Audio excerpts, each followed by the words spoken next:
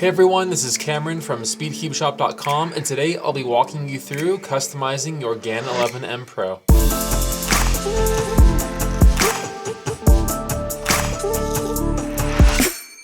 So the GAN 11M Pro has 168 customization possibilities, so it can definitely be a little bit daunting. So today I'll be walking you through how to customize your GAN 11M Pro to your exact desired feel. So keep in mind that some customizations will require a tool and others won't, but for good measure, I have the little flathead screwdriver that comes with the cube, as well as the extra numerical distancing nuts, and as well as the corner magnets that come in the accessory box. The first customization I'm going to go over is the magnets, which is going to be arguably the quickest and easiest. The magnets can be adjusted in one of two ways, either through the corner piece, or you can adjust the corner magnets that actually attract to the core magnets. So the easiest ones to do are going to be these ones right here on the corner. To do so, you're going to be looking at a total of 8 adjustments because there's 8 corners on the cube. So if you turn the layers halfway, you can see this little primary tab, which can be slid left or right or in the middle using the included flathead screwdriver. Setting number 1 is going to be the weakest, setting number 2 is going to be moderate, which is what the cube comes with, and setting number 3 is going to be the strongest. The stronger the magnets, the more clicky it's going to feel, as in the snap when you turn is going to be more defined. This is usually something that is good for people that have a faster turning style that are not as accurate, because the stronger magnets will help the cube line up. What I recommend doing is trying it out on the medium settings and then seeing from there if you think that they are if they're too intrusive, you're gonna wanna go weaker, and if they're not strong enough, go stronger. So just a quick tutorial on how to adjust it. You're just gonna literally take the flathead and slide it over and repeat that for all 8 corners. From there, you can just very easily remove the corners. And a quick pro tip is when you're setting the pieces down on your table, set a colored side down on the surface so that way you're not getting lubricant all over your table. Go ahead and take all of the corner pieces out of the cube and we'll go from there. Now that all the pieces are removed from the puzzle, you will have the core and your 8 separate corner pieces. You can see here that on the corners, they have this magnet right here that attracts to the magnet right here on the core.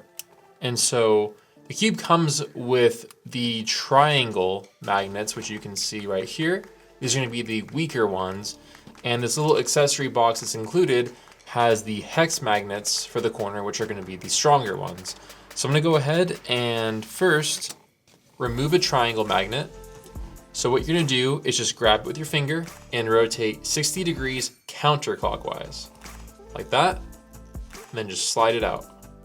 You will feel it kind of release when you turn counterclockwise, and that allows you then to pull out the magnet stick. So now there's not one in there.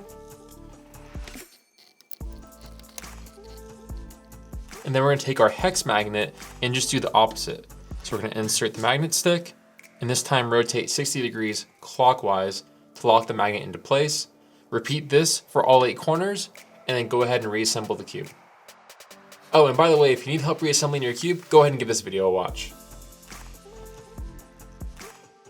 Okay, with magnets out of the way, we're going to dive into the core adjustment. This is where it gets a little bit tricky because there's a lot of different terminologies. So let's first start off by popping off a center cap, which can be done from the corner. So this light blue piece is called the numerical distancing nut, and this has a total of 2 settings on the light blue, and then the dark blue ones that come in the accessory box have another 2 settings. So you have settings 1, 2, and 3 and 4 on the dark blues. These pieces will determine how much the cube is able to corner cut and impact the anti-popping. So if you're wanting the cube to be able to do a corner cut like this at a very misaligned area, you're going to go and mess with this setting. The clear piece is the tensioning nut, and the tighter that this goes is going to make the cube feel tighter and a little bit more sturdy. The looser you have it, the cube is going to feel more flexible and a little bit looser. So adjusting the distancing nut is pretty simple. You will see that if you look at the core, this little clear piece is pointing at a number, and the cube will come on setting 1. So if you want to go ahead and adjust it, you're going to want to use your fingertips to push down on the nut and rotate counterclockwise to the next setting until it sort of like clicks into place. So now I have it on setting 3. because the light blue is settings 1 and 3, and then we have 2 and 4 on the dark blue. So now I'm on setting 3, and if I want to switch out the light blue nut to go to the darker one, I'm just going to push down and rotate counterclockwise until the indicator is pointing at the circle with a line through it, which you'll see allows this to pop up, and then you can just go in and remove the light blue nut with your fingers, and then go ahead and replace it with a dark blue by lining it up and then pushing down, and this time rotating clockwise to tighten it to your desired setting. Adjusting the tension does require this clear tool right here, so you'll want to remove these 6 extra distancing nuts if you are not already using those. And when you're doing this, you want to line up the tool with the clear piece like that. And it's really important that you only turn counterclockwise when doing this. There's a total of 6 clicks total, 1 being the loosest, 6 being the tightest. And once you go to click 7, it's going to pop and essentially bring you back to click 1. So we have clicks, we're on 1 right now, 2, 3, 4, 5, 6. Then 1 more click's gonna bring us back to 1. So see here, there's a really big click that brings you back to click number 1.